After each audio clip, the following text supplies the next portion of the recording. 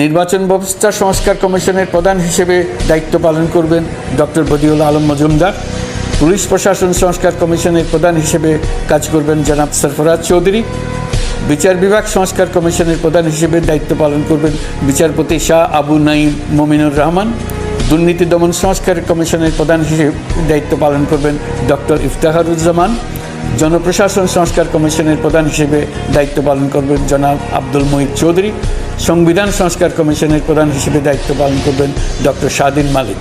এসব কমিশনের অন্য সদস্যদের নাম কমিশন প্রধানদের সাথে আলোচনা করে ঠিক করা হবে। কমিশনগুলোর আলোচনা ও পরামর্শ সভায় উপদেষ্টা পরিষদের সদস্য, ছাত্র, শ্রমিক জনতা আন্দোলনের প্রতিনিধি, নাগরিক সমাজ ও রাজনৈতিক দলের প্রতিনিধিরা উপস্থিত থাকবেন। পূর্ণাঙ্গভাবে গঠিত হওয়ার পর কমিশন আনুষ্ঠানিকভাবে তাদের কাজ আগামী 1 অক্টোবর থেকে শুরু করতে পারবে বলে আমি আশা করছি এবং এটি পরবর্তী 3 মাসের মধ্যে সম্পন্ন হবে বলে আমরা ধারণা করছি। কমিশনের রিপোর্টের ভিত্তিতে সরকার পরবর্তী পর্যায়ে প্রধান রাজনৈতিক দলগুলোর সাথে পরামর্শ সভার আয়োজন করবে।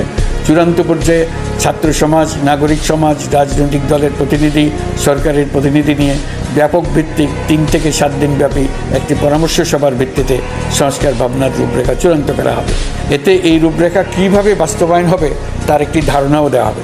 এই আয়োজন জুলাই গণ অভ্যুত্থানের বার্তা বাস্তবায়ন ও রাষ্ট্র পুনর্নির্মাণ তাগিদের ঐক্যবন্ধনে গোটা জাতিকে শক্তিশালী ও আশাবাদী করে তুলবে বলে আমাদের বিশ্বাস।